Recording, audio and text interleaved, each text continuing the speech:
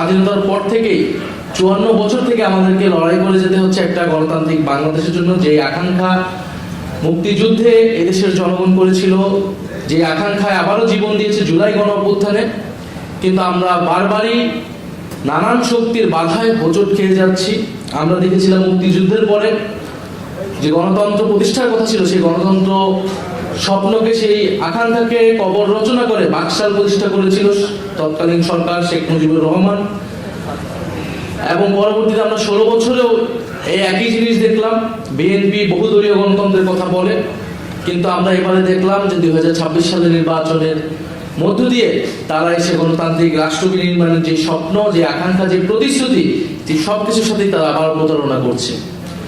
এবং আমরা এবার খুবই স্পেসিফিক কয়েকটা সংস্কার নিয়েই কিন্তু অন্তর্বর্তী সরকারের সময় আমরা ঐক্যমত হয়েছিলাম, আলোচনা করেছিলাম। আমরা বলেছিলাম যে একটা উচ্চকক্ষ লাগবে। উচ্চকক্ষ কেন লাগবে? বাংলাদেশের যে সংবিধান, সেই সংবিধানকে চেক দেওয়ার জন্য। কারণ যে কোনো সরকার 2/3 মেজরিটি নিয়ে আসে এবং সংবিধানকে কাটাছেড়া করে নিজের মতো করে তারা সংশোধন করে নেয় প্রতিবার।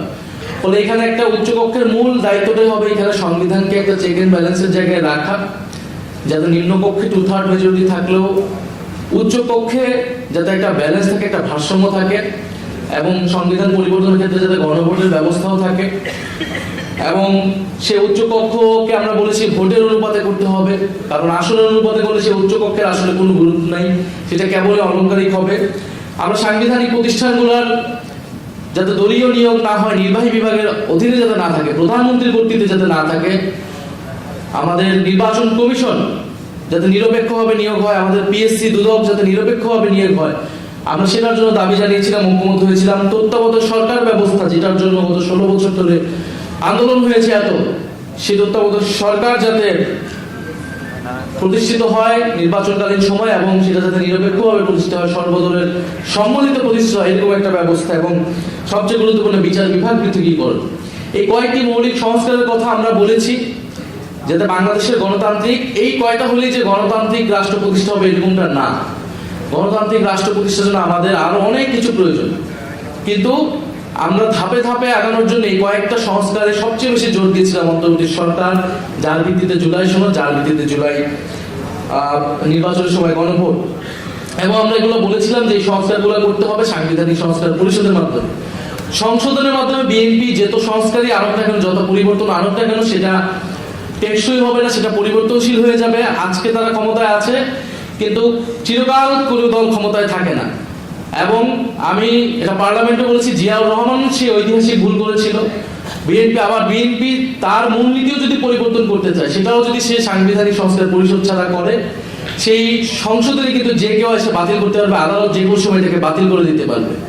ফলে এইখানে আসলে 72-এর সংবিধানের এই যে ধারাবাহিকতার নামে এখানে আওয়ামী লীগের যে আদর্শ, আওয়ামী লীগের যে রাজনীতি, সেই রাজনীতিকে পুনঃপ্রতিষ্ঠা করার বা বারবার ফিরে আসার একটা দরজা সবসময় খোলা রাখা হচ্ছে। এবং বিএনপি এবার বুঝে হোক না বুঝে হোক এই কাজটা করছে। ফলে এই কারণে আমরা বলেছি যে যে কোনো একটা টেকসই সংস্কার, একটা নতুন যাত্রা করার জন্য আমাদের সাংবিধানিক সংস্কার পরিষদ লাগবে। নোট অফ ডিসেন্টের কথা অনেকবার এসেছে, জুলাই সনদ বনাম আদেশকে পরিণত করা হয়েছে। নোট অফ ডিসেন্ট যে কোনো সিদ্ধান্তে আপনারা দেখবেন যে পার্লামেন্ট অনেকগুলো সিদ্ধান্ত হয়েছে, সেখানে অনেক বিরোধিতা আছে, অনেকের বক্তব্য আছে এই সিদ্ধান্তের সাথে আমি একমত না, বা এই সিদ্ধান্ত এরকম হতে পারতো। তার সেই নোট অফ ডিসেন্ট গুলো লিখিত হয়, রেকর্ডেড হয়, কিন্তু সিদ্ধান্ত কিন্তু পাস হয়ে যায়। নোট অফ ডিসেন্ট ঠিক এরকম একটা জায়গায় নোট অফ ডিসেন্ট দেওয়াই হয়েছিল, যেটা একটা হিস্টোরিক্যাল ডকুমেন্ট হিসেবে, রেকর্ড হিসেবে থাকে।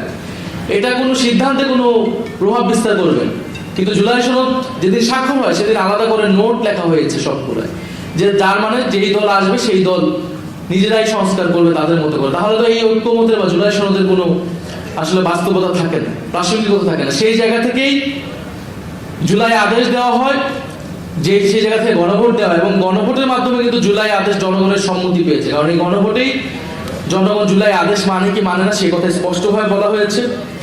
আরেকটি বিষয় যেটা আমরা এখন আলোচনা আসলে সেটা হচ্ছে জুলাই ঘোষণাপত্র।